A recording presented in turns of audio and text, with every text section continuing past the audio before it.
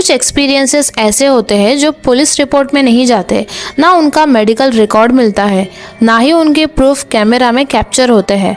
फिर भी वो यादें इतनी गहरी होती है कि जो इंसान उन्हें जीता है वो जिंदगी भर उन्हें भूल नहीं पाता।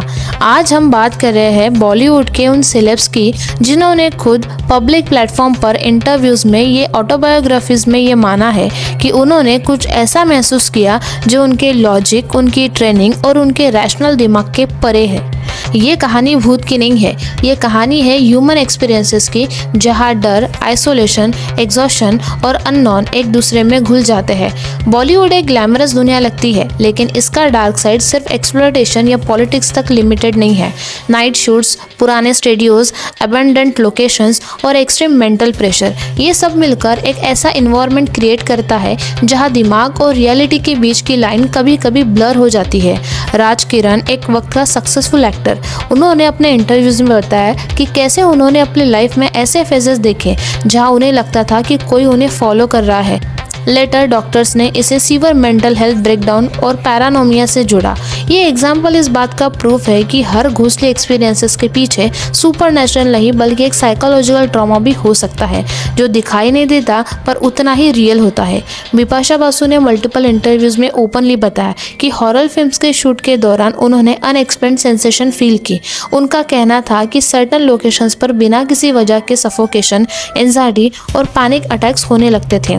उन एक्सपीरियंसेस को उन्होंने कभी भूत का नाम नहीं दिया, लेकिन ये माना कि वो चीजें नॉर्मल नहीं लगती। फिर भी लेटर साइकोलॉजिस्ट ने ऐसे एक्सपीरियंसेस को लॉन्ग नाइट शूट्स, आइसोलेशन और सजेस्टेबिलिटी से जोड़ा, जो ह्यूमन ब्रेन को एक्सट्रीम फियर रिस्पॉन्सेस में डाल देता है। विद्या बालन ने भी इस इंटरव्यू में एक्सेप्ट किया कि भूल भुलैया जैसे प्रोजेक्ट के बाद उन्हें नाइटमेयर्स और एंजाइटी एपिसोड्स आए। ये कोई पैरानॉर्मल क्लेम नहीं था, बल्कि एक ऑनेस्ट कन्फेशन था कि डीपली इंप्रेसिव रोल्स कभी कभी एक्टर्स के दिमाग के साथ डेंजरस तरह से चिपक जाते हैं। पुराने स्टूडियोज जैसे आरके स्टूडियोज के बारे में इंडस्ट्री के कई लोगों ने बताया कि वहाँ रात के शूट साइकोलॉजिकली अनकंफर्टेबल होते थे। फायर इंसिडेंट से पहले ही कई क्रू मेंबर्स ने इंटरव्यूज में ये माना कि वहाँ एक हेवी साइलेंस फील होती थी। इस साइलेंस को किसी ने घोस्ट नहीं कहा, लेकिन सबने माना कि वो जगह इमोशनली अनसेटलिंग थी।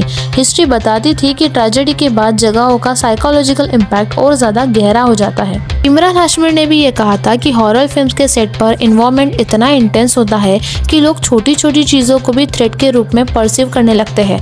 उनके वर्ड्स में डर पहले दिमाग में पैदा होता है। ये स्टेटमेंट पैरानॉर्मल नहीं बल्कि ह्यूमन साइकोलॉजी का रिफ्लेक्शन है। इन सब एक्सपीरियंसेस का इम्पैक्ट सिर्फ एक रात का नहीं होता।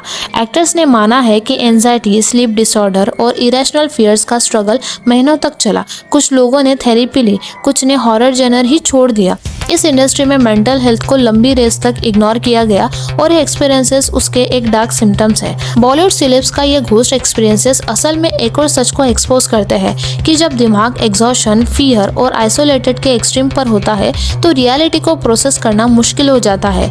और जब कोई इंसान पावर, फेम और स्पॉटलाइट के बावजूद भी वल्नरेबल हो जाए तो उसका डर और भी उससे ज्यादा डिस्टर्बिंग लगता है। इसलिए ये कहानी भूत की नहीं है, ये कहानी है उन इंसानों की जो कैमरा के सामने फियरलेस दिखते हैं, लेकिन कैमरा के पीछे अपने दिमाग से अंधेरे से लड़ रहे होते हैं। और शायद सबसे अनसेटलिंग सच ये है कि कभी कभी सबसे स्कैरी चीज कोई पैरानॉर्मल एंटिटी नहीं होती, बल्कि हमारा अपना दिमाग होता है। जब वो थक जाता है, टूट जाता है और चुपचाप हमें डराना शुरू कर देता है। तो दोस्तों, अगर आपको ऐसी कई कहानियां पसंद है तो हमारे इस चैनल को जरूर सब्सक्राइब करें, इस वीडियो को जरूर शेयर करें और मिलते हैं नेक्स्ट वीडियो में।